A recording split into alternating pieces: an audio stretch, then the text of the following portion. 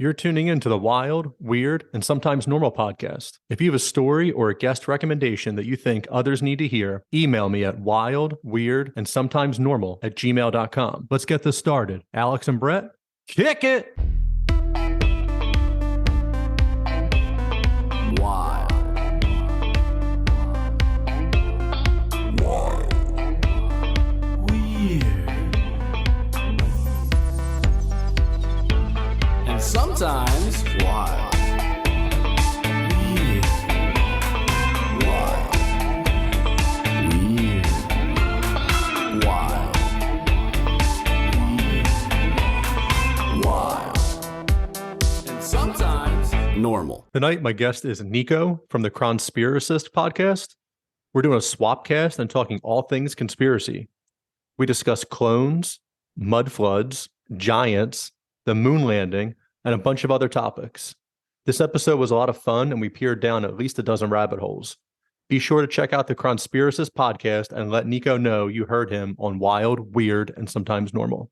Are you looking for CBD for your pet? My friends at Pure Pet Wellness have what you need. They use the highest quality ingredients. While other companies may use synthetic oils in their CBD, Pure Pet Wellness uses organic ingredients, organically grown hemp, organic coconut oil, organic shea butter, organic beeswax, and that's just to name a few. A family-owned and operated company that also offers fast shipping. Go to purepetwellness.com for all your pet's CBD needs and use the discount code WILD and WEIRD at checkout. That's WILD, A-N-D, WEIRD. Treat your animal right. Go to purepetwellness.com. Are you looking to buy a home in New Jersey, escape the city and move to the suburbs? Finally purchase a vacation home on the lake or down the shore? Maybe you're one of the lucky ones who are retiring and moving out of state. If so, let me help you. Keller Williams and the Real Estate Professional Group have what you need to make your goals come true. Reach out and have a conversation with someone who will put you first. Contact Brian McCoach at 856-321-1212 or email brianmccoach@kw.com. Welcome to another episode of Wild, Weird, and Sometimes Normal. Tonight's special guest, his name is Nico, and we're doing a Swapcast. He's from the Chronspiracists. Welcome, Nico. Hello. Glad to be with you. Awesome, man. Thanks for joining me. Chronspiracists, Awesome. Man. Fun name. Chronic and conspiracies. That's the idea. That's what we like to keep it light. We like to keep it fun. Kind of a little bit inspired by the Fireside Chats, THC. Oh, yeah. Greg Carlwood, man. He's the best. Greg Carlwood, yes. Your podcast, what kind of topics do you typically cover? So we go through a lot of the funner conspiracies. One of the most popular videos and podcasts we have is before we actually had the video component, so it's just background going on, but it's about Dave Chappelle being a clone. And that one goes into a bunch of different celebrities potentially being clones, and that was my co-host. He went on like a deep dive on Reddit and found this whole fun tunnel where Sinbad and Shazam, that whole... Oh, so we've got some Mandela effect, and then we've got Chappelle with being a clone. So Chappelle was skinny and lanky during Half-Baked and the Chappelle Show. Then he went to Africa and Iowa for a couple of years, and he came back like just swole. He was jacked, and then he was also with like the nicotine addiction. Non-stop smoking cigarettes. I think he has the Guinness Book of World Records for the longest stand-up, and it was something like 12 hours. He would just go to the Comedy Store and keep talking and just chain smoke the whole time. Like, oh, Chappelle smoked 100 packs, and he told jokes for 12 hours. So what other information do you have that he is a clone? What is the breaking news we can have? Do you remember anything that was kind of leading that way? That's the sad part, is it's been so long. It's been over a year, and then my co-host was the one that brought that information forward. But comedic wise, there's a video of Sinbad kind of admitting that he was actually in Shazam, and it's hilarious. I don't know if we can pull that up real quick. I don't know if the pause will be bad, but He definitely has his ear in the conspiracy world, and he puts a lot of funny Easter eggs in there about like how the CIA came and destroyed all the tapes. I don't know about the Mandela effect as a whole. Like so Mandela effect, they say that, when CERN was turned on, that it switched our timelines and we've now merged to a different one. And people remember that Nelson Mandela died in jail when he was in prison in South Africa. I don't remember that at all. I remember him being released. I remember people being excited. That was on mainstream news. He was a hero for his country. But some of them, Shazam, I remember that trailer as a kid. I remember telling my parents to go Me see it, my too. older brother and I clearly remember that. People go, oh no, it's the Shaq one. This was way before Shaq that they had that on there. And then the other one is the Bernstein Bears and the Bernstein Bears. Yes. And that's ridiculous because I was a good reader growing up. If I read now, maybe I'd be a good reader again too. But I was a good reader growing up. And so there's a very distinct spelling between Bernstein and Bernstein. And I specifically always remember pronouncing it Bernstein. So this is Oh, what I'm interesting. bringing to the table here of Yeah, yeah. they switched it. Oh, interesting. Just to make people, it's like an Easter egg. If you make it see like a little bit real and No, they make it tough. And then, the hard part now with even a lot of things is that Photoshop is so good and so cheap that CGI used to only be for Hollywood. And if you were faking a UFO, you could see the string, or you could see that it was a pot upside down, whatever crap it was, a frisbee was being thrown. You could see that it was obviously being faked. Photoshop and CGI is so cheap now, and computers are so advanced. There's so much technology, whatever else on the computer, oh yeah. and that you'll see the people holding up the Bernstein Bear books, the old way versus the new way. Like, oh, I found this in my grandma's closet from when I was a kid. It's like, okay, well, I see that. It's also a picture that I don't believe any of the pictures anymore. I'm watching videos of people talking, Yeah. knowing that they're saying things that they're not saying at all. Like, I'm not going to believe a still picture. The editing we have now is insane compared to what they had before. And then, the government has 20 years ahead of what is public in terms of editing capacity. And if you go back in history and you look, even when we were doing hard film, like the JFK film, the level of editing they removed frames. They did all this stuff to make it look like the car didn't slow down.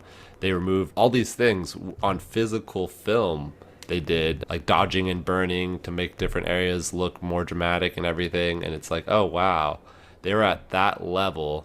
Imagine what the Tesla car in space is potentially, or some of the weird footage that doesn't really make sense, like the lunar lander landing. Like, who set that camera up? So Neil Armstrong wasn't the first man on the moon. It was the first film photographer on the moon filming them. They dropped him off, went back up. It's wild.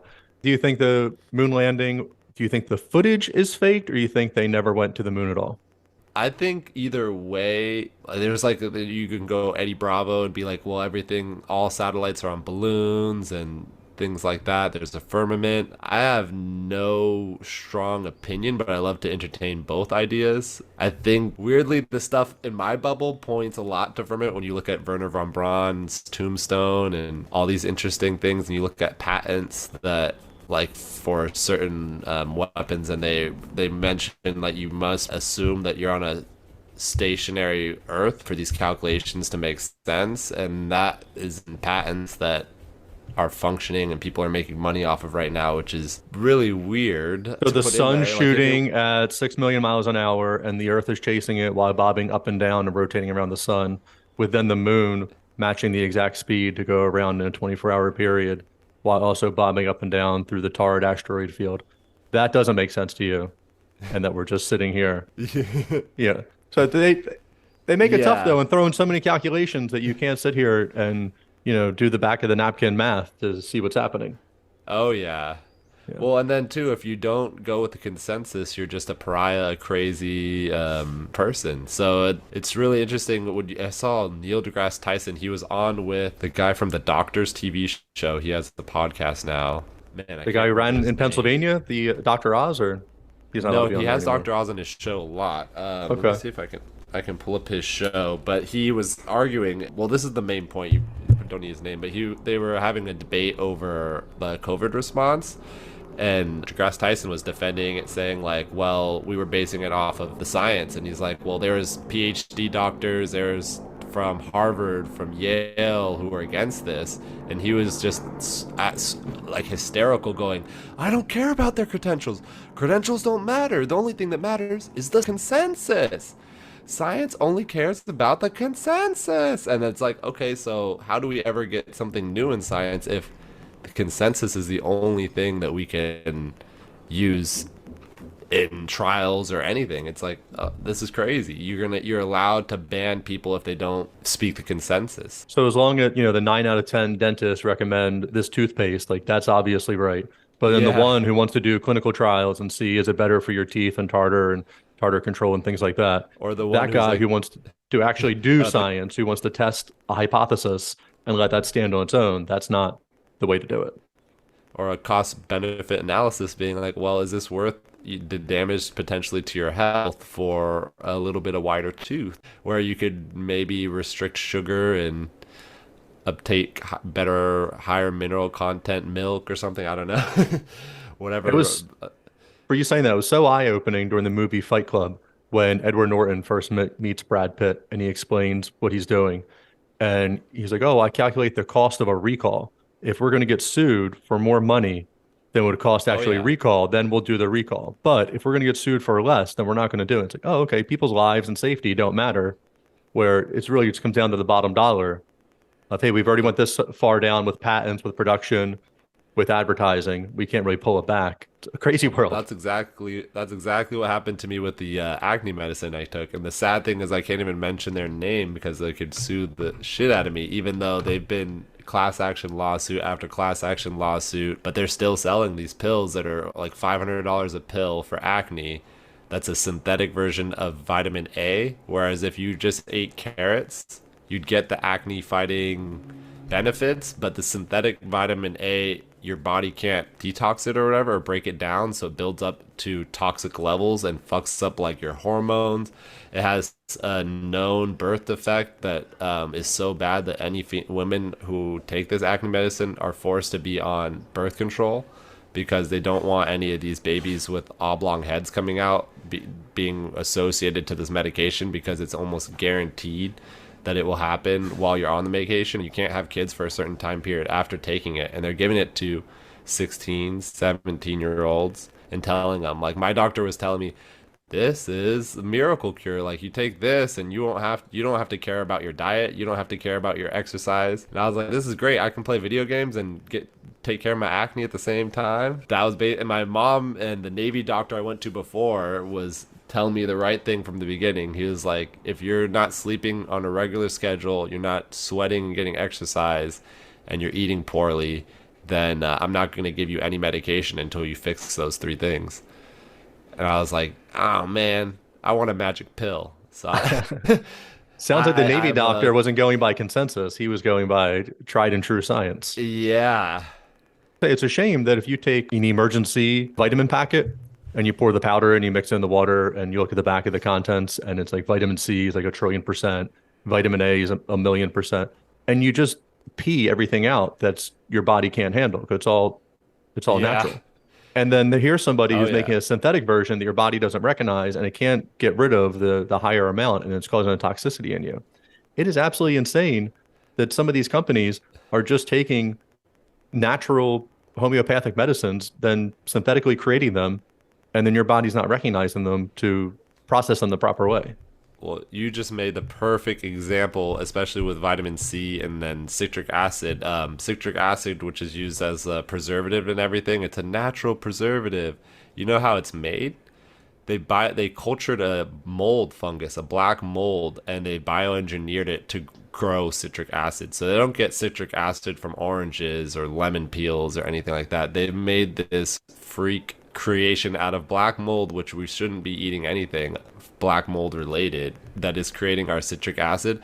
That's the same process we use to make a lot of different vitamins. So like if you look at folic acid doesn't uptake in receptors, especially with people with the MTFR genetic mutation, and they'll have like symptoms similar to autism and stuff like that if they are not getting methylfolate. And methylfolate comes from like broccoli and different parts of your diet, but you can get vitamins with methylfolate or methylated folate and stuff. So like all these vitamins are not created equal, and some of them are actually bad for you, even though it could be a vitamin C, which should be really good for you. Even really high levels, vitamin C is good for you, but not the synthetic stuff. It's just crazy. Then they're charging so much money per pill.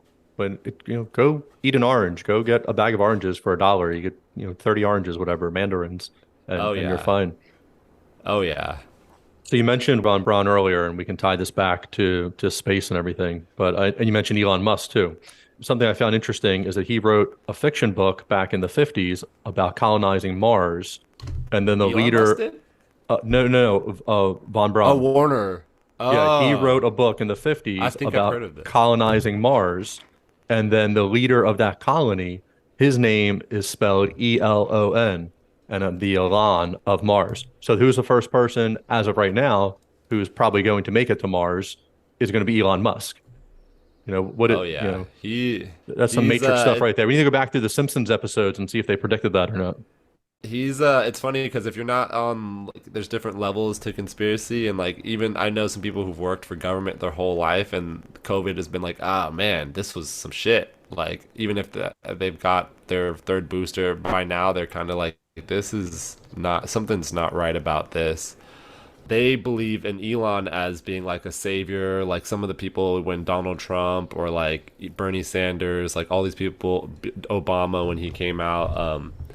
And that was when I was in college, and that was one of the things where I first woke up when I saw someone who was elected president, and we were in college like marching around, hope change, and he ended up taking us into 8 wars, and like 5 of them were in Africa, and he didn't march with the teachers and all that stuff that sounded good when we were in college.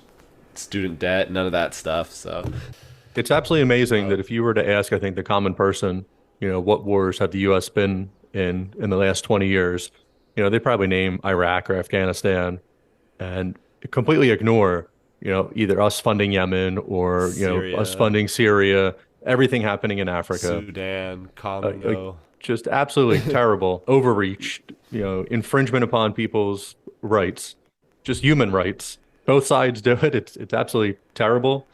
And it all comes down to, Raytheon and the power of the dollar and the defense contracts. Oh yeah. What's interesting is when you think about it, you think as the United States as the one who does this, but it happens, European countries do it to different ones of their colonies as well. And if you people who've worked overseas, when you look at these military contractors when they roll through, the Chinese are the nicest, but apparently the Americans are very nice compared to the French, which is really interesting. Like the French, when they roll through, they act like it's colonial times, just smashing heads and like burning buildings down and like forcing people to sign contracts, forcing governors to sign contracts. And it's like, oh, okay, that goes under the radar pretty much now over in France. It seems like they only protest if it has to do with their bottom line. Yeah, they had that yellow vest prior to COVID, and they were making I feel like they were gaining some traction over there, and then COVID completely shut them down. And now they're back up because they raised the pension age without voting or anything. And Emmanuel Macron, I forget what his last name is, their president. But he was like, I don't have to ask you guys, I don't have to vote on this. Yeah. The World Economic Forum. It's probably easier to list off the people that haven't been part of the WEF young up-and-comers. Did you notice they removed Putin off of their website? Just completely canceled Russia, just got rid of him. He just wasn't part of their new narrative. It's just really interesting. Sometimes I think everything is just a controlled opposition soap opera, and even they'll show some people break down the videos in Ukraine of blown up tanks in the street, but it'll be a tank that's like flipped over, but the house next to it, the glass won't be broken and there won't be any like burned anything. So it's like, it looks more like a scene of a movie, which is interesting. And I was like, I'd hope that'd be true, that they're not actually just blowing people up all day over there, and they're just using it as an excuse to burn money or make this inflation go up so they can collapse the dollar, move us all into smart cities. It's a lot of stuff. They went to all the 15-minute cities, and I have no idea what's happening over in Ukraine. I don't know what media is showing what, but it just seems that in the day and age where there's social media everywhere, everyone has a cell phone, that there'd be a lot more live streaming. In my mind, I would feel like a modern war you would see in a civilized nation. They had videos prior to that when Biden went over there, when he was vice president, when Trump went over there, or whatever they're doing the investigation, and they were showing pictures of Kiev and all of that. Beautiful. Oh, yeah. My high school used to go there all the time as a student exchange thing, and Ukrainian students would come over. It's a beautiful, civilized country. Cell phones everywhere, everybody has them, and yet there's not day-to-day war video, which I thought you would expect. Oh, yeah. But I have no idea what's happening over there are not what's That's why I true. think the algorithms, like, they only let certain things slip through on purpose. Like during COVID, they had like videos of people just collapsing in China, and just like the scariest that got me convinced for a little bit, that I was like, oh, maybe the news is lying and saying that it's not as bad as it is, because there's these YouTube videos where in China they're welding people's doors closed, and Oh, those videos start coming out in this. December and January, December 2019, January 2020. People I would follow on Twitter were retweeting them. People that have a really high batting average were retweeting them of like, hey, I don't know what's happening, but like, look what's happening over here. But none of that stuff ever happened here. Not till recently. Now we have like the sports and the news anchors and stuff collapsing, but not during, and just people getting sick over and over and over. I remember the first year and a half I couldn't find anyone who had been sick. And now it's like, I've got it 5 times. And I'm like, wow, this is interesting. Come to the point now that there's no point in testing. You're going to Yeah. be sick for a little bit. And, if it gets absolutely horrible, you'll go to the doctor or the hospital or something. But for the most part, you're just on your butt for a couple of days and you're watching some bad Netflix and you'll get up and be back to work in no time. Do you happen to post anything to YouTube? Just because No. I have a YouTube channel that's completely separate, that's just about dog-related stuff, family stuff. And I mentioned there's 2 different parts. One COVID and one Ukraine-related, which is really weird. But the COVID one was, when it first started, I just mentioned people may want to get an extra bag of dog food because everyone was going crazy at the stores getting toilet paper. And I'm like, well, maybe get a bag of dog food. And I think I said the word. And then I got instantly restricted. I couldn't monetize the video and I couldn't post the video. And I'm like, what the hell? And I got a strike saying you the CDC, blah, blah, blah. And I'm like, what? I didn't say any misinformation or whatever. I just said grab an extra bag of dog food. Like, I think if the algorithm was working, I was helping the fear mongering. A capitalist But then, just driving people to make more money. I'm onto your game. Yeah. And then so there's a banner on the top of YouTube now that says you're not allowed to say anything negative about the war in Ukraine, but you are allowed to say positive stuff about the war in Ukraine, which is really interesting. So it's like, what? Would be a Ukrainians are positive winning aspect. Yeah. if you say Ukrainians are winning in any battlefront, but if you say like the Russians are winning, that's not allowed. Or if you say anything like, oh, maybe one of these battalions in Ukraine might have like Nazi relations or something, you're not allowed to post that. But if you say a Russian battalion has a Nazi flag, you're allowed to post that. We You're live in allowed such to a say mixed up world. Yeah, you're allowed to go. That's the one thing. There's no restrictions on what you can post on Russians. You can post Russians like being mutilated and like all these crazy things. I find the war to be such a distraction. I don't want anybody, if their houses are getting bombed and their territory being infringed, where people, truly want to be a part of Ukraine. I know nothing about Me too. hundreds, thousands of year old war, like the Middle East. The Middle Easterns have been fighting over that exact same plot of land for their entire existence. Ukraine has been, the battle land, next to Russia for its entire existence. Doesn't mean that should keep going on that way. But to have pundits jumping on TV every night and then telling people what to think and everyone up in arms, like, well, does that part of, there's a North Dakota and a South Dakota. It seems at some point that was probably just one Dakota and then they split in half. Maybe they didn't want to be a part of them anymore. I don't have enough information on that to sit here and decide. And for YouTube to tell me, one, I also don't know, what's in it for these other people to put all their energy in. It's all these loose traps that just suck anything out for you not to pay attention to like the things that actually matter. I think that's the key right there, the loose traps. It's like all these things, they make all these archetypes, they make all these well-written stories and scripts that will touch certain people's heartstrings. Like a lot of boomers are really getting torn up, especially military boomers, about the war in Ukraine, because they're all like, hoorah, yeah, we're going to do the Cold War that we've been waiting for our whole time or whatever. And then doesn't seem like... It seems that there's a higher level of power, and it's a lot of the countries are all pushing in the same direction. And that's the creepy thing. Oh yeah, they're definitely shaping up for a World War III of some sort, or bringing an end to get back these 15-minute smart cities. And then again, they're going to show in the news. It's like Wag the Dog movie. Like there could be an entire war that they create on the news, and we have no idea about any of it. Oh yeah. We were talking about the CGI earlier. So, I've seen that same video, like the tank flipped over in the house, and then, the still frame that they're circling all the windows. And like, look, none of this is blown up. And then, like, there's actually a flower bed next to it, and none of that's burned. And it's really strange. So there's this Twitter video they'll show sometimes of this little kid walking on a sidewalk, like the curb. I'm sorry. So the little kid's walking on the curb like a tightrope, and he's holding on to the railing next to him. And then his dad is just talking over, and he's like, "Oh, we'll overlay this. We'll overlay this. We'll drop this out." And the next thing you know, the background turns into it looks like he's at Niagara Falls on the outside of the rail, about to fall over. And then Wow. as he slips down off the little 3-inch curb, and he's still holding on to get back up, and he's in the safety of a park and nothing like this. It looks like he's about to fall over into deadly rapids. You can't tell that. Like, if you don't, And he's most not people can't tell that. VR or anything like that? No VR. He's Yeah. just sitting here and There's just a- quickly. I don't know what there's he's a- using for his software, but he's just quickly throwing it down. He's like, "Oh, we'll overlay this, and then we'll do this, and we'll add this to it." And it Have you looks seen really the basketball one? Steph Curry making all those shots. Showing a demo of this software, and it's like a live basketball game, and it takes like the picture of the guy sitting there and overlays it on one of the players, and then it's just running around with his skin tone, with it, like everything, playing the game live. Oh no, I missed that. Legit. That's crazy. It I'd was love that. insane. And I was like, man, if they have this technology, why does like NBA 2K still not Yeah, have this shit? they still get glitchy. They'll show LeBron all misshapen or whatever. Like, come on, guys, just Yeah. get in touch with the government. It's like you could put me perfectly rendered into the game. I mean, I haven't played any sports games in a while. Maybe they have some features that are pretty similar to that, but it was mind blowing on a live game. That's been going around on a lot of podcasts. People have just been blown away by seeing that. I'll have to look that up. That's crazy.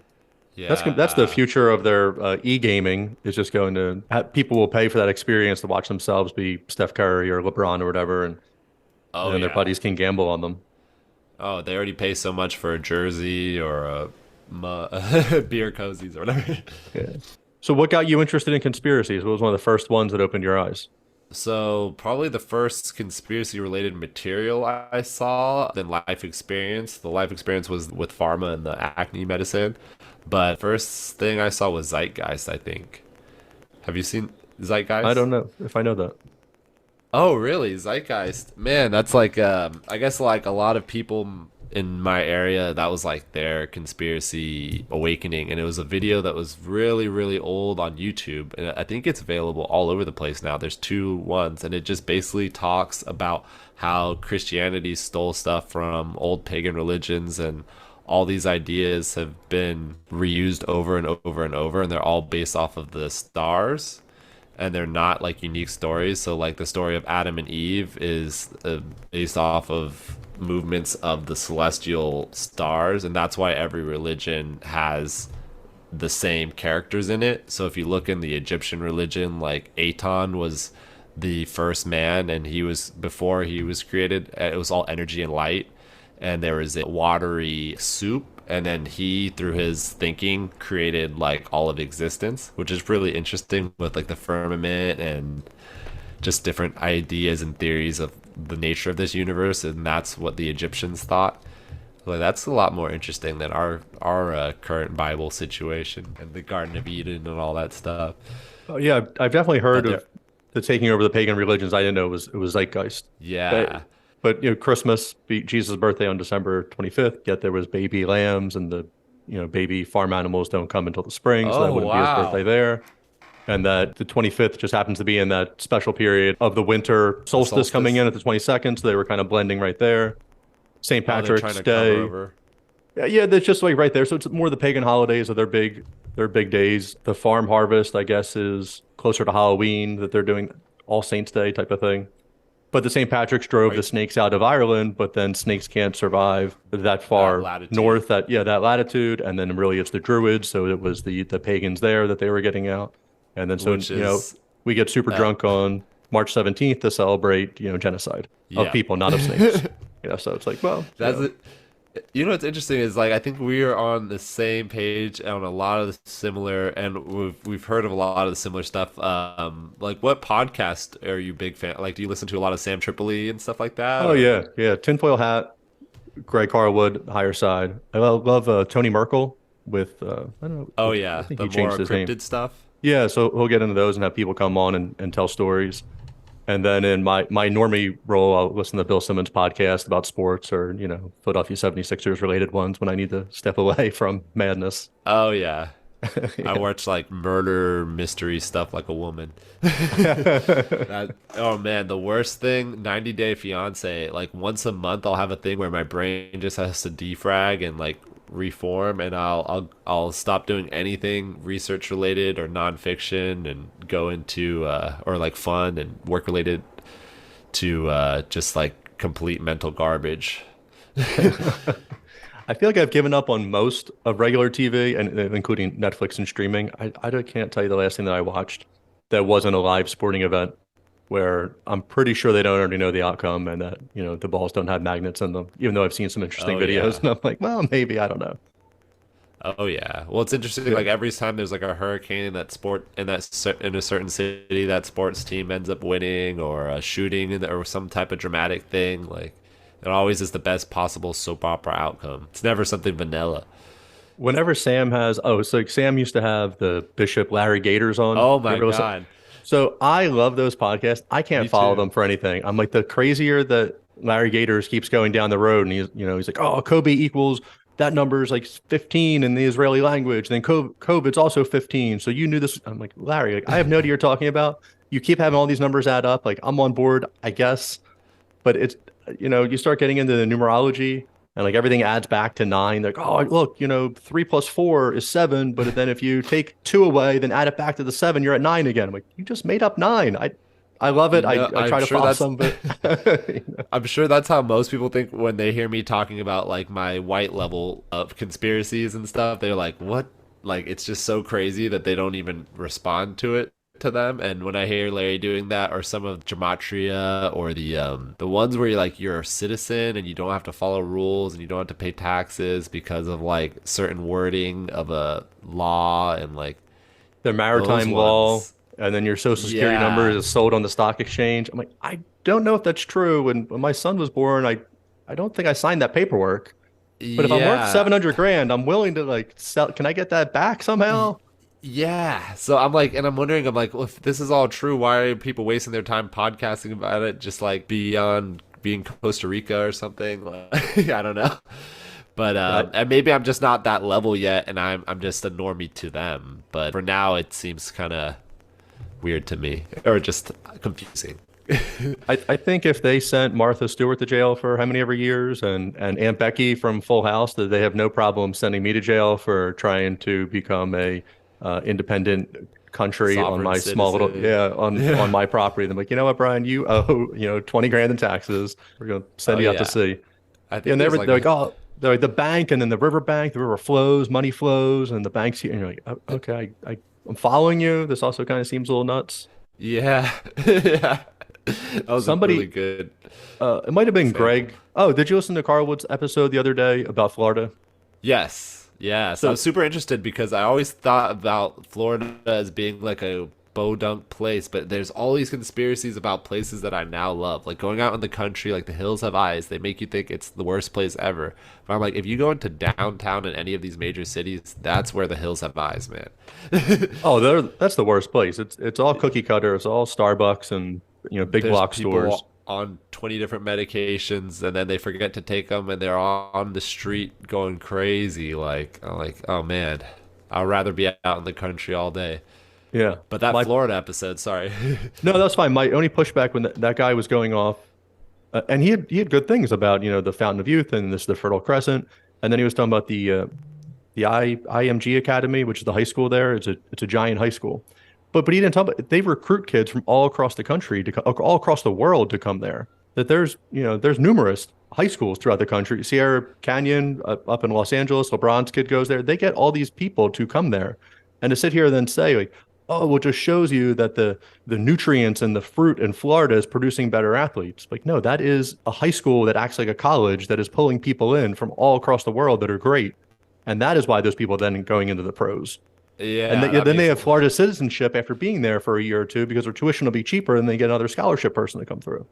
That's Occam's razor right there. That makes a lot more sense to me. Yeah, that was my only little pushback on it. I was like, but everything else I hear, I like what you're saying. I like the Moorish architecture. Oh yeah. Our current architecture is just terrible. Everything's a box on top of a box. Oh yeah. It's insane. Insane what people are putting up now. Like for schools and shit, it's a box with like a few windows that look like it's a mass produced like airline factory, not like a proper school. And then you look at what they used as like insane asylums. They use these beautiful masonry buildings. It's like, why would you put all this work and use these massive stones if it's just an insane asylum that you're going to defund in a few years? So that's my new current favorite conspiracy. Me too. And I think it's good for everybody is what was here originally. That Oh, yeah. the Pilgrims didn't land here and there was nothing and they just happened to meet a Native American on the shore and then they had turkey and they slowly built logs. I used to live in Pittsburgh for a while, and then my family was still in New Jersey. So I would drive back and forth. I was looking to get a job. My son was born out there. We are going to move back here. So I was driving back and forth for interviews. You have to go through 6 tunnels from New Jersey to Pittsburgh, 6 mountains, right? So these aren't small little things. And for people to come through and to look at that, yeah, maybe you get across 1 or 2. These are giant mountains that you're not going to get across. You're not, oh, let's just get a stick of dynamite. Maybe they're more adventurous then to keep like blowing up a little. Oh, we can keep blowing up. Don't worry. The mountain's not going to collapse on us. Yeah. I find that hard to believe. I just think there was a better technology at some point. There was a better way of either melting rock or scooping rock or whatever it might be. Graham Hancock gets in this a little bit. Modern subway stations versus the old ones that were tiled and just beautiful with those big old windows, and they had natural light coming in with insanely high ceilings versus like the tunnel rat subways that people use now that just smell like piss and have no natural light. And just like, and then it makes you wonder why some of those stops are closed. If you're any subway system, like, oh, this one, we skipped this stop, we skipped this one, oh, this is getting renovated. Like, well, renovated from what? And like, how is it so bad if the other ones were all built at the same time? And that parallels into my other favorite. These are like really fun, and there's no third rail involved in these. Is underground bases. I feel like it's like the underground the DUMBs, the deep underground military bases, or that is like kind of interesting. But I think even more interesting is the ancient cities. Like they have cities for like 30,000-40,000 people completely under. Why? Like you're not overpopulated. Why live under fucking ground with that many like? What? Yeah, so I forget Graham's show that he had on Netflix. Was it Ancient Apocalypse? Oh, I need to finish watching that. Yeah. Yeah, so he covered some of that in there, and this is all like the Middle East area and Turkey and things like that. And it's they have cut out. It's a soft stone, but again, still soft stone isn't like picking up sand. Like you still have to chisel this stuff out, and it's going to take forever to get all this stuff out. And then they built these air vents, and they were down to fresh water at the bottom, and it was 10 levels all the way up and down. And their theories for why they built this would just make that they were an inferior civilization. They were afraid of a Genghis Khan type, and these marauders were so horrible. And but they would have gotten to you by the time you built any of this.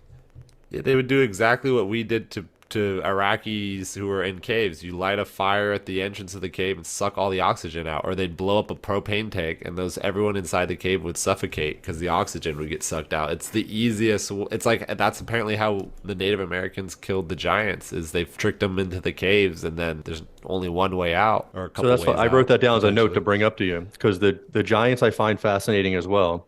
And if you can go onto the New York Times and you can search old newspapers, and you can just type in giants and start looking in the 1800s, and they talk about 12-foot, 13, 14-foot skeletons.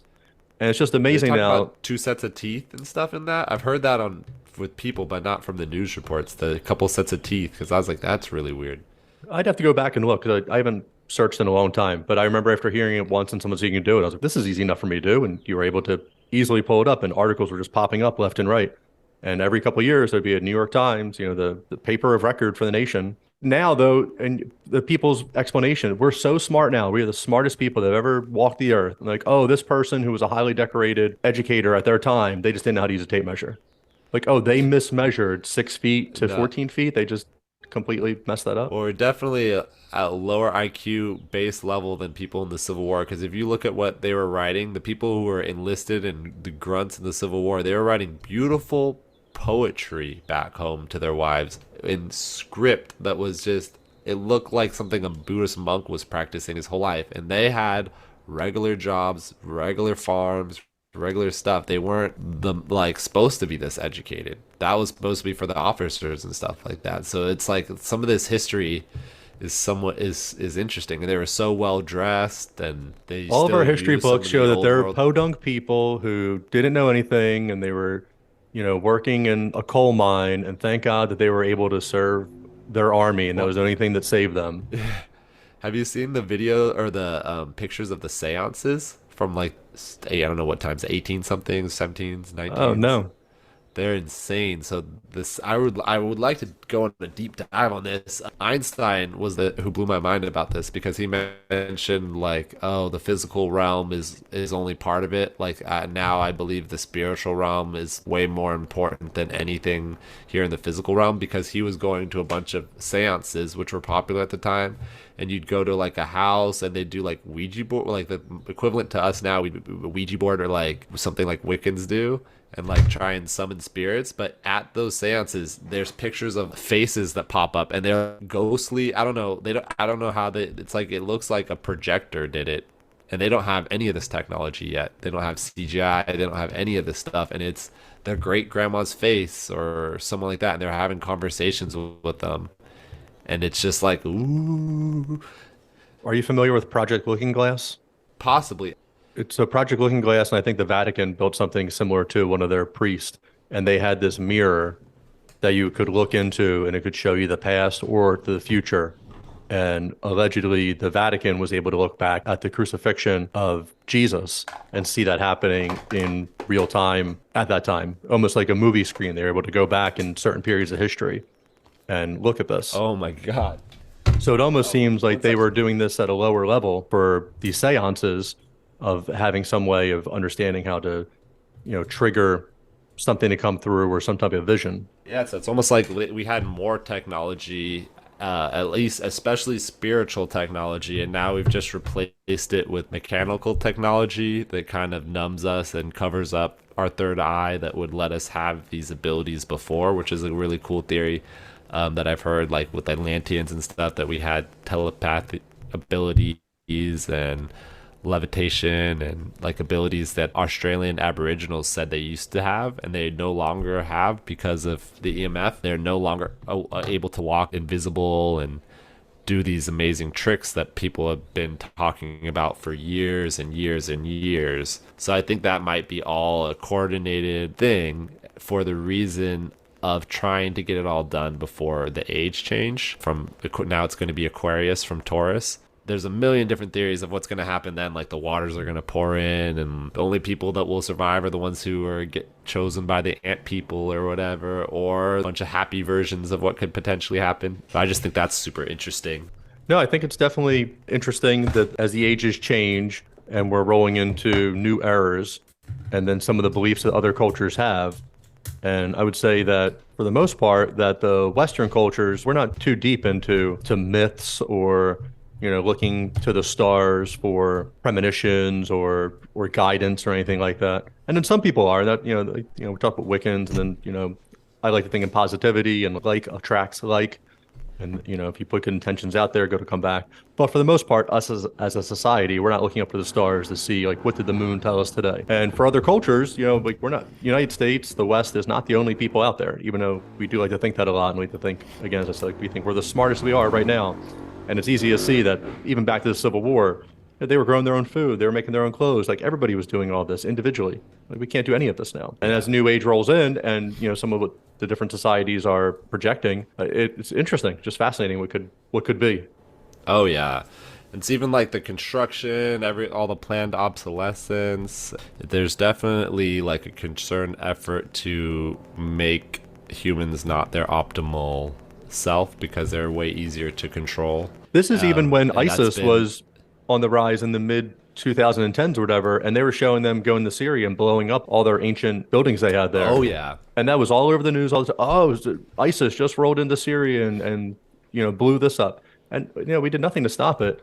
But it's just amazing. So they just stopped one day. They blew it up with American funded like brand new Toyotas and stuff like that. It's crazy. Yeah, it's like Bob's Auto Repair out of Texas. Like the one side said, the guy's like, I have no idea how my truck got over there. It's just fascinating what gets pushed on the mainstream and what the reality is. And then, so is ISIS still blowing up these ancient sites, or they just stop one day and they mission accomplished? Well, it's like some of these things, it's like a test to see how stupid you are and to see if like, okay, maybe we can, now they're this stupid, we can try something even more ridiculous because they're obviously gonna just comply or believe. There's castles here in California and they're like, oh yeah, some like rich guy just decided to build it with these massive stones in like this middle of most difficult place. I don't think this was built recently. It's like, why are there castles in California? Why are there like all these similar buildings in San Francisco and South America, Argentina? It's super interesting. And then you see the videos of them in top hats and there'll be mud roads with horse and carriages, and some of the ground floors of these buildings are still underground. They haven't been excavated. And it's not basement floors because you can see where the feet parts are supposed to come out of the building. It's like super interesting. That they leveled off level 1 and then made level 2. They made it seem like it was the entrance. And then, I've seen pictures, San Francisco, that they were putting in gas lines. And as they dug up, you could see the basement, original level 1 that had windows. So it wasn't a basement. Like it was above at one point. There's some big buildings in downtown San Diego that I was always wondering, like, there's no one ever going into them, no one ever going out of them, and they looked somewhat similar. But this is actually a debunking of a conspiracy. When I found out they use that to cover like water main pumps and stuff. So like instead of having like a big ugly water main pump station, they'll make it look on the outside like a facade as a similar building to the area around there. San Diego took a page out of North Korea's book, and we have fake buildings in San Diego. Oh yeah. Oh man, San Diego. I was hoping, because we're kind of like a diamond in the rough in California in terms of being a lot more conservative due to the military bases here, because we have a Marine and a couple Navy bases and a bunch of like Spay War and stuff down here, especially out east. But they're proposing making it tax for every mile you drive across the whole city. So basically this city, there's no public transportation that actually works properly because it's a really spread out city, and that would just make it so the people who live out here in Lakeside and stuff would end up having to move to these project style buildings. They're building all these giant projects, no backyard, no balcony. It's like, man, if they weld your door shut, you can't even freaking get more fresh air than the little crack they allow your window to go open. So it's like, this is insane to live in a place like San Diego and to live in a project. It's like, it was a purpose. That's crazy. The California pretty much goes up the entire West Coast, and you have Oregon and Washington State above you. But compared to the East Coast, it might as well be, it's pretty much the whole thing. And then one governor gets to decide on the entire state, the entire coastline. And you're saying this is San Diego, but I've heard Newsom saying that he wanted to do similar things and have these taxes. And not that New Jersey's much far from that either. But so mud flood, I find interesting. I had a guest on, and he can predict earthquakes. So he's looking at all the jammed plates and the Turkey and Syria earthquake. He predicted a few days before, and he's circling narrow bands on the map. And he's like, oh, there's going to be a 7.0 earthquake here. So he predicted that one. He was going back and forth with like the Turkish earthquake minister, who told him that he was all bunk. And then the earthquake hits. And then the guy that I interviewed, Canadian earthquake researcher, nice guy, real nice guy. But then he was like kind of trolling him on Twitter. He's like, hey, are you guys okay over there? Everything all right? I thought I was bunk. And then he even followed up with, there's going to be another 7.0 earthquake here with the next day or two. Then it hits again. So his Twitter and his Instagram is him just circling all these maps. So he thinks there's going to be this 10 plus magnitude earthquake on Japan, because all the plates are locked. You can go on earthquake.com, what all these places, the U.S. government site for earthquakes, and you can see that there are not as many as there normally is. And the ones that are happening are very small. So all the plates are completely jammed. Apparently all mainstream knowledge is that they're jammed. They're saying this. So this guy is saying that the big break is going to happen in Japan, 10 plus, going to wipe out all of Japan, giant tsunami. Unfortunately for you in California, you're getting a giant tsunami coming your way. He's talking about 100 meters high. Off the coast. So I should be good here. Yeah. Yeah, And then so it set off it's worldwide like 1,000 feet earthquakes. elevation by the time we're out here because you're going up the hill the whole time. So I'm like, Oh, you're I might perfect be, then. You're I you're might gonna have have beachfront beachfront property. property. Yeah. Yeah. Nice. Yeah. Your surfboards are coming handy. You'll be Perfect good. time. I finally moved away from the beach, and I had the option to move less than a mile off the beach too. And we went out here for the kids and stuff. So, and I I was think you like, made the man, right in an decision. emergency, yeah, an emergency. If I had to get out of the city, I would never get out from that location. But from here, I'm already out of it, so I can be on my way to Arizona to my friend's house. A couple years ago, you guys had, that campfire was up north more, and then the Los Angeles one, and people are just posting videos of them driving through fire tunnels. As Yeah. the bravery or the dumbness. I don't know which one it is. They or I might guess you have not no know choice. that your car runs off oxygen. Like, Yeah, but it's like just if you hit a crazy to go through that. And, they talk Yeah. about what Rogan said when he lived out before he moved to Texas, that he had this, if he had an old Bronco or whatever, but he souped it up. He's like, I need to be able to get out of Los Angeles. I need to be able to hit the highways, and all this stuff's going to be jammed. So I think you're in the right direction of getting away from the coast and the city. Oh yeah, but your friend there, his theory has come up with similar to my prediction that isn't based off of stats or statistics or anything. It's more just something I have a feeling because of what Warren Buffett said and what's going on in Taiwan with the silicon conductor microchip factories. And he divested billions of dollars, his whole portfolio that was over there. And he was being interviewed about it. And he was just, normally he's very composed, Warren Buffett. And he was just like, well, maybe I did it because maybe we divested because there might be a seismic activity that could disrupt the factories. And then he's like, well, no, never mind. That would be super rare if that would happen. I don't know why we sold them. Maybe we sold them because, and then it's like, what? Why did you sell them? And then mentioning seismic activities, my theory was it was going to be like a U.S. weather weapon that was going to set it off because we had threatened China basically saying that if they move on Taiwan, that we're going to strike the factories first to make sure that they don't take over the factories, and that we're going to evacuate all the engineers and bring them back to the United States, so that if they do take Taiwan, they're not going to get any of the infrastructure and stuff like that, which is super interesting that all these things, I'm like, Japan and Taiwan, I think they're pretty close together. Yeah, the fault line runs right up through them. So they're, in this guy's prediction, they're pretty much the same place. And so they're going to be heavily affected as well. And he posted that video of Warren Buffett saying the seismic activity, and he was using that to his credit to back up his claims. Like, look, he even knows about it too. So my guy, my friend through Twitter, he is being followed on Twitter by a U.S. Navy base. He's like, it's the third largest U.S. Navy base. What? And so he's like, they know about it. And then apparently some other foreign governments follow him on Twitter. It's it's crazy. Shit. But yeah, the guy's really nice. It is a weird Wow. thought process to have. But then he shows the receipts, like the kids say. Like he said here, he'll retweet his stuff from 3 weeks ago and be like, look, I told you there's going to be a 5.0 earthquake here. And it happens to hit. He's Does just been he have doing a time frame that he has estimated? So he was bringing in the student loan debt and bricks, so things that didn't really seem to be related to natural disasters, and he doesn't think it's going to happen until then. And his opinion was then getting a little political into the power class squeezing us more. So he But believes then it's within the controlled next, as well. yeah. So Like he it's a thinks weapon- either they weather know about weapon. it and want to make it like the worst case scenario for everybody, but just make nobody has any money, they Take can't do advantage anything, of they a bad can't. situation. Yeah, or even possibly gloss over now that the economy is absolute trash and like, well, it wasn't us, it was actually the earthquake that did it. And if it's already going down, you might as well loot as much as you can, which they're doing. But he was thinking yeah. I think his latest prediction is June 2024, so just over a year. Oh wow. He could have told me June 2030. I would have had him on the podcast and been super excited to hear it. He said June 2024. I was like, man, this is great. I'm going to have proof within no time.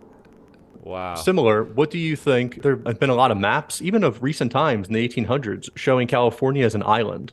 Oh yeah. Have you seen these maps?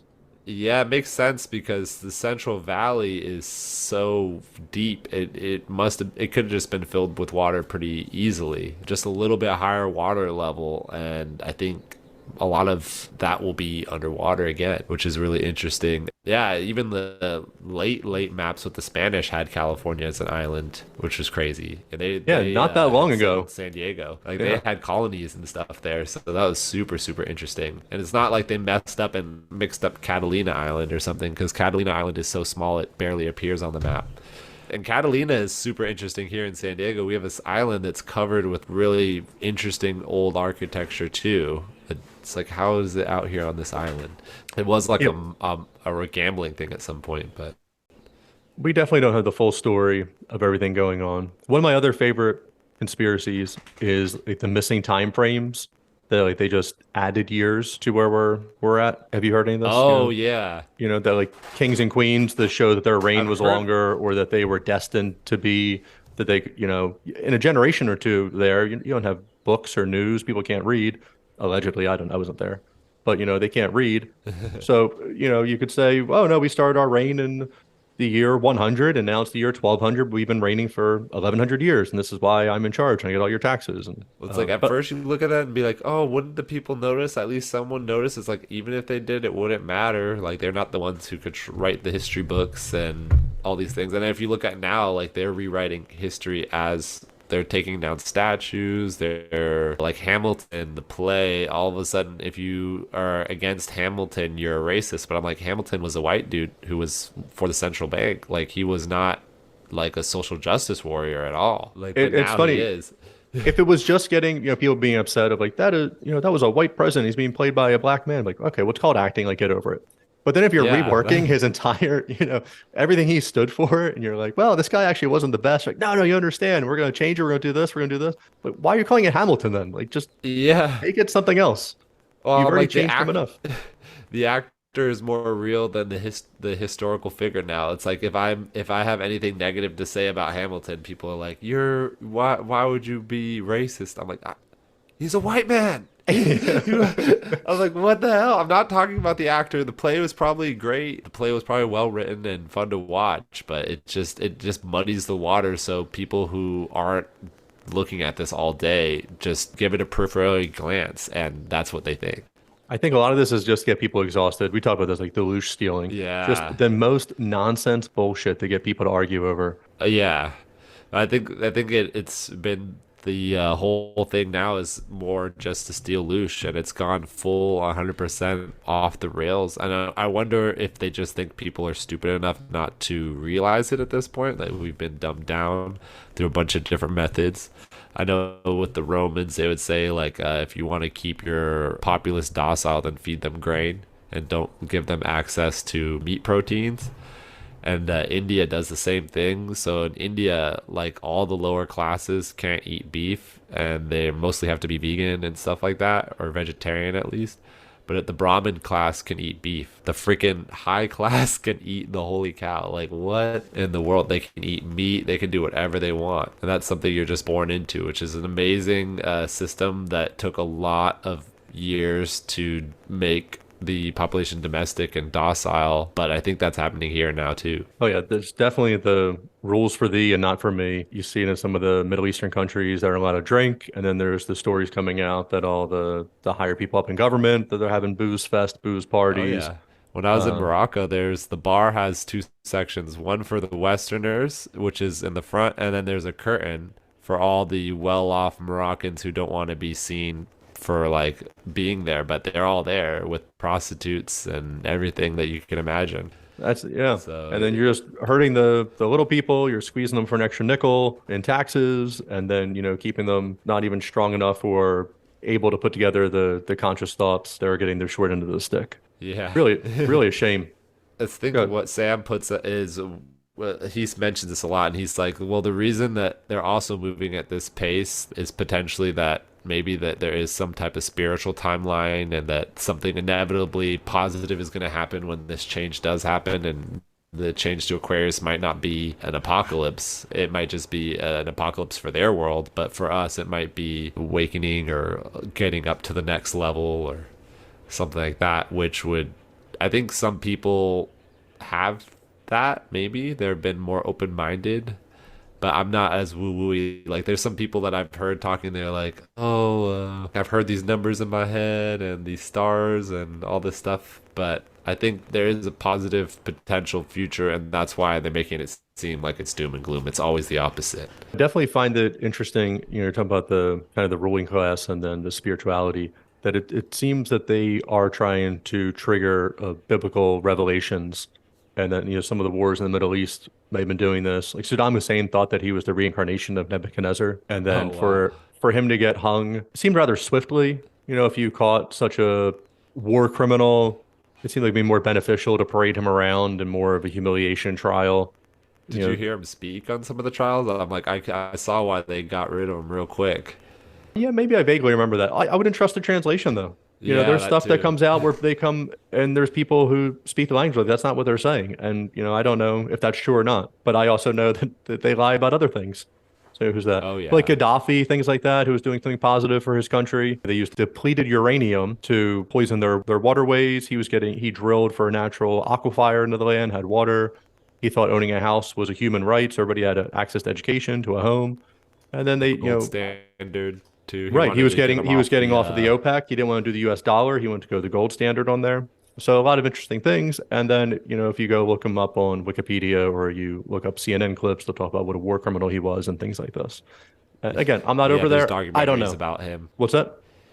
There's documentaries about him being like going into schools and like picking out girls on all this stuff. It's like, okay, so you got him doing some Jeffrey Epstein stuff, so that means he's basically on the same level as the rest of you guys. I'm surprised you weren't friends if that's true. Yeah. And that's disgusting. Good. Then fine. If that's what he did, then he should go to jail and be held accountable. I'm very thankful that we're in the United States and we have for the most part, we have laws that are, pretty much enforced. Well, but it's easy to pick and choose when you look at people, that they pick Putin and they pick one thing that he does as a crime. But you could pick any person and pick one thing they do as a crime if you're going to hype that up and turn a whole society against them. Oh, yeah. Easily. It's a bubble perspective or tunnel vision. And it's all we have time to do these days. It's like we don't have time to be fully fledged, functioning social creatures because we only have that little window between work and sleep and going back to work to explore. And that's something that's very different than like peasants even back in medieval time. They had at least 3 months a year of almost nothing to do because you had your harvest, then you prepped your stuff, then you had festivals for 3 months, and then you got ready to plant again. But for those 3 months, you had stores of food and no other major responsibilities except for your hobbies and stuff like that, that would be insane. And you look at older cultures, they still cling on to stuff like that. So in Morocco, they still have Ramadan for a month. No one works for a month. It's crazy. For a whole month, the whole place is shut down other than like a gas station for a couple hours a day or like a grocery store for a couple hours a day. But everyone is off for a month. Like that would not fly in the United States or China or Japan or something. No, I think we're too tied to the dollar, to material. We're too tied to the material aspects of life to let things go for a month. I really think the United States, for the most part, has like lost its course, and it doesn't really seem it's like left versus right. It really is like from the inside. You used to be able to have a debate about something. You used to be able to find like the common ground was to move forward as a country. And now how you did it, you might elect a Democratic president, and the way forward was just a little bit to the left and off the path, but you went forward. And then 4 or 8 years later, you'd elect a Republican, and a little to the right, they would go, but still go forward. And now it just seems, I don't, not even say which side wants to do what, but one side wants to go completely backwards. The other one just wants to go like straight up and be like, is any of this forward? Like, is any of this better for anybody? Yeah. It's really lost. Oh, yeah. Well, they get the opposite party to do what they need the other one to do. So if the Republican Party apparently wants war, then they'll get Obama to go and do the wars they need done. Because imagine old white man going to war in Somalia, Sudan, and all these brown-faced countries. That would have been a PR nightmare. But for Obama to do it, it was literally not even mentioned. So it worked out perfectly. They're both two sides of the same bird, obviously, and they work really nice, the soap opera, to get what they want done and not what the actual population potentially could want. Well, the only thing Obama ever did wrong was that he wore that tan suit. Yeah, that was the only thing that he ever did wrong. Everything else was just an excellent decision. And I voted for him the first time. He got me hook, line, and sinker with Vote for Change. Yep. And I was like, you know what? We finally got a young guy. He's coming in. He's got this like JFK vibe. Amazing he's speaker. Like, yeah, he's younger. He gets it. He doesn't want to go to war. He gets what the young people are feeling. We have to go for the prosperity of America. And like it was a 180 instantly. You see it now. Elections aren't even real. It doesn't even matter. But back then, there still was the thought that they did matter. And I was so dejected for that one that when he ran again in 2012, I was like, I'm not even voting. Like this is So pointless. Like, you're going to That's win, the same and timeline this I is was on. yeah. I was like, this is so pointless. Just terrible.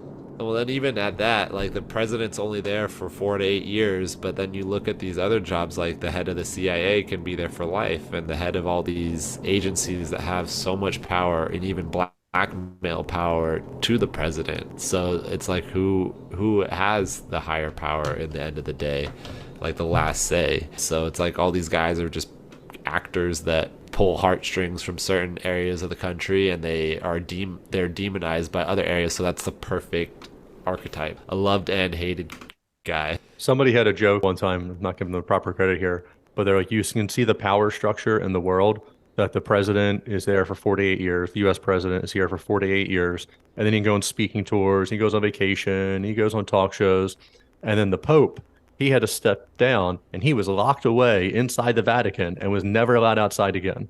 So like, who know, of those two people, who actually knows what's going on, and who are they afraid that is going to speak and tell the truth?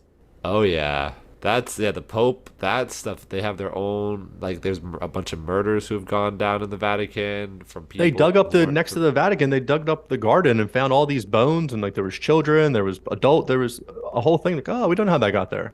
Oh, okay, sure. Oh my god, just like Canada.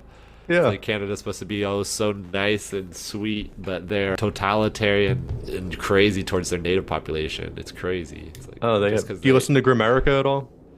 I do. I haven't been caught up recently, but I'm super interested because I think their episode on Rogan got taken down or something. Oh, they were on Rogan, or they were talking about Rogan, or yeah, they were or one of them, someone who's associated with Graham. They work together on a bunch of projects. They're talking about this new type of energy. Oh, that was Randall Carlson. Randall, and he's been on Rogan with Graham, and he's a geologist and he's super smart. Have you listened to his episodes on Rogan? Yes, he does a lot of the like ancient or like alternative or longer timeline human history stuff.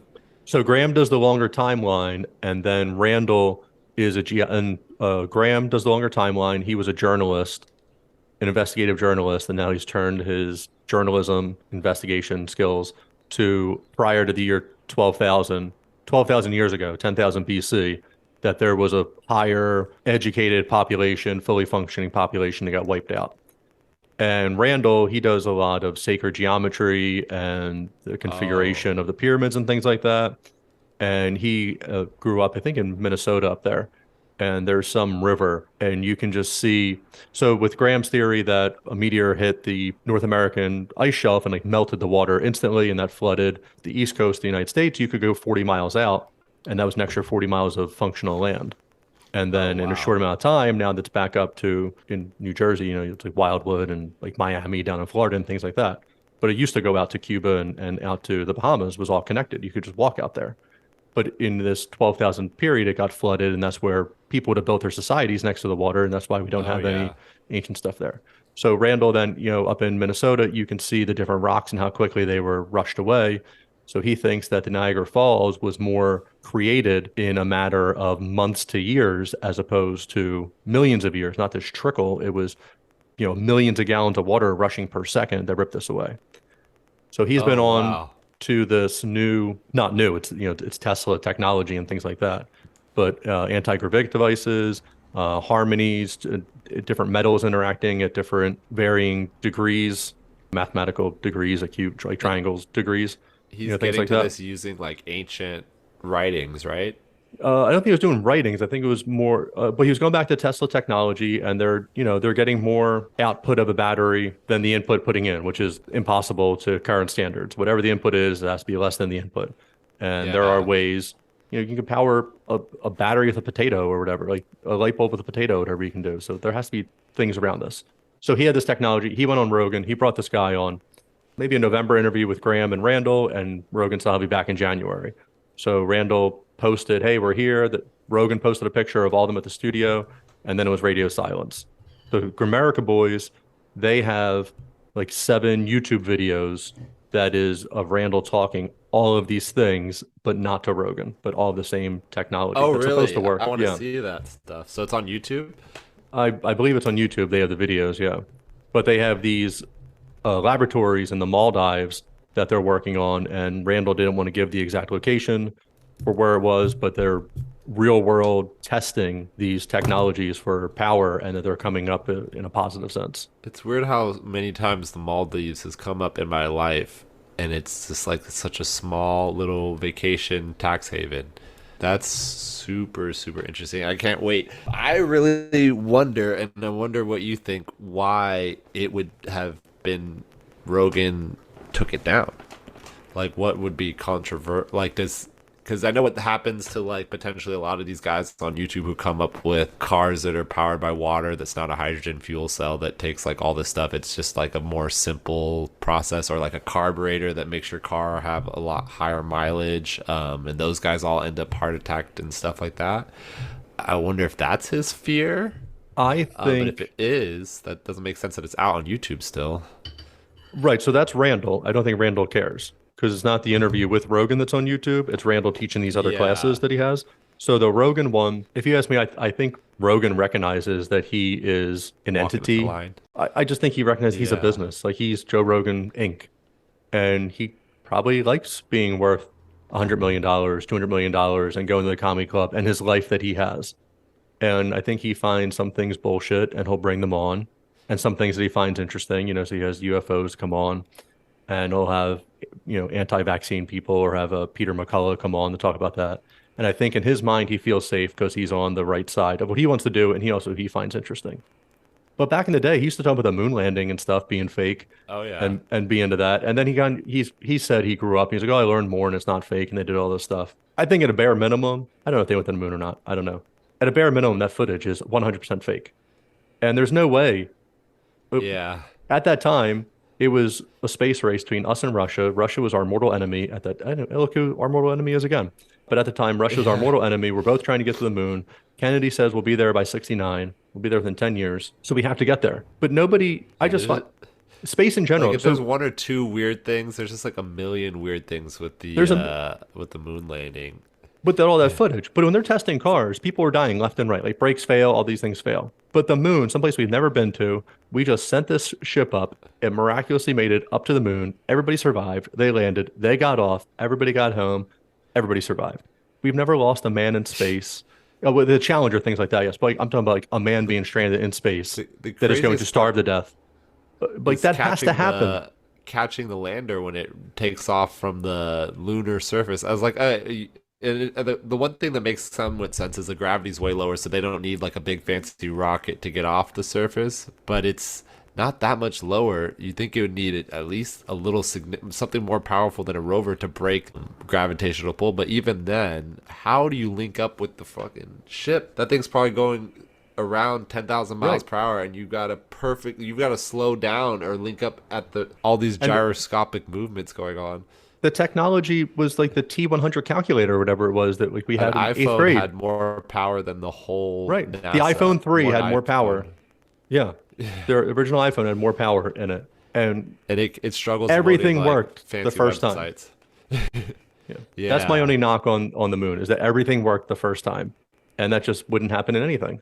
And the phone call was instantaneous, and like we couldn't even talk on cell phones on planes until recently. Right.